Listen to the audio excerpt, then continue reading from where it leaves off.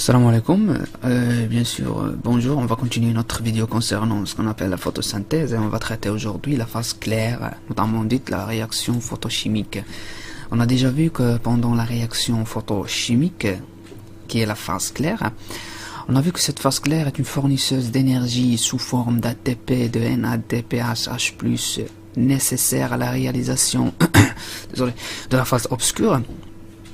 Et la phase obscure a comme déchets énergétiques le NADP+, et le ADP+, le phosphate inorganique qui vont être bien sûr recyclés ici dans la réaction photochimique ou bien pendant la phase claire. On observe aussi la libération de l'oxygène grâce à la photolyse d'eau. Et ça, c'est bien sûr l'essentiel de la phase claire. Alors, à retenir dans la phase claire, essentiellement, ce sont les photosystèmes. Alors, il y a deux types de photosystèmes, les photosystèmes secondaires et les photosystèmes primaires. Alors, ils se diffèrent entre eux par ce qu'on appelle la longueur d'onde de la lumière. Alors, le photosystème secondaire capte une longueur d'onde d'ordre de 680 nanomètres et le photosystème primaire capte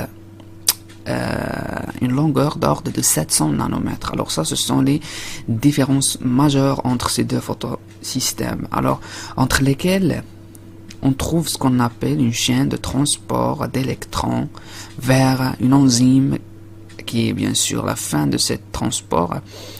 Alors l'enzyme catalyse une réaction de la réduction qui est bien sûr la réduction de NADP+, plus un proton va nous donner le NADPH. Alors on voit ici que c'est cette enzyme-là qui est responsable à la fabrication de NADPH.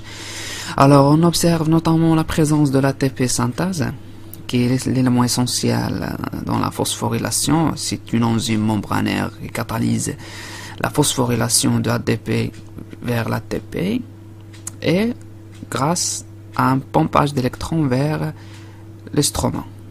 Très bien. Alors, un photosystème. Alors, c'est quoi un photosystème? C'est simple. Un photosystème, c'est un système qui capte les photons sous forme d'énergie, transforme en énergie. Et ces photons captés vont être, bien sûr, transportés vers le centre réactionnel. Alors, un photosystème alors, a deux composants. Premièrement, les antennes, qui ce sont des pigments accessoires, ici, et un centre réactionnel qui est bien sûr l'élément principal qui cède les électrons vers un accepteur d'électrons primaire, dit ce qu'on appelle un plastoquinone.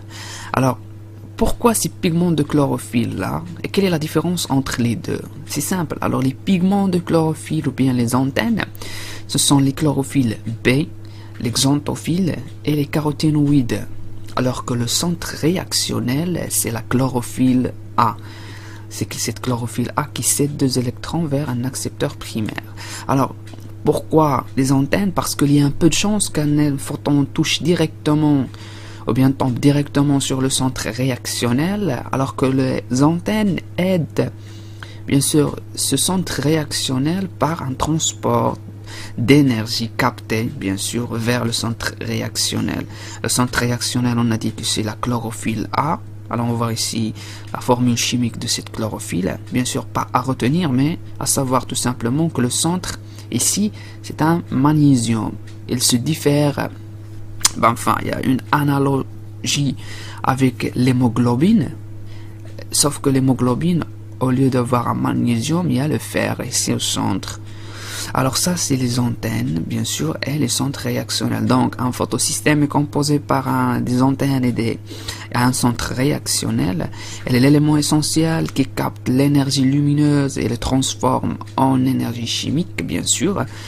Et on va voir comment ça se passe exactement. Alors, ici, on constate la chaîne du transport des électrons. À retenir les deux photosystèmes primaires et secondaire. Le photosystème secondaire, bien sûr, cède les deux électrons et réalise la photolyse d'eau par libération d'oxygène et de protons. Il y a les plastoquinones, cytochrome et plastocyanine, ce sont des transporteurs entre les deux photosystèmes. Le photosystème primaire capte les électrons venant de la photosystème secondaire et va céder ces deux électrons vers, bien sûr, grâce à une excitation, vers le ferredoxine à la fin pour, bien sûr, que l'enzyme, le NADP réductase, peut réaliser, bien sûr, la réaction de la réduction. Il y a aussi ce qu'on appelle l'ATP synthase, et on a vu ça tout simplement. Alors les protons vont être accumulés ici au niveau de la lumière thylakoïdienne, et les protons, à l'origine de deux origines, bien sûr, venant de la photolyse d'eau, et venant bien sûr d'un transporteur qui se réalise grâce à la plastoquinone ici, parce que pour qu'il transporte deux électrons, il porte avec lui deux protons de liquide intrachoroplastique vers, bien sûr, la lumière thylakoïdienne. Et on va voir dans un schéma et dans une animation comment les choses se font exactement. Très bien, alors ici on voit exactement la cinétique des choses, comment se fait. Alors première des choses, nous avons le photosystème secondaire qui réalise la photolyse d'eau ici par libération d'oxygène et des protons dans le milieu. On constate ici, après l'excitation bien sûr de ce photosystème secondaire, elle cède les deux électrons vers ce plastoquinone ici, alors avec lequel elle transporte deux protons à l'intérieur de la lumière.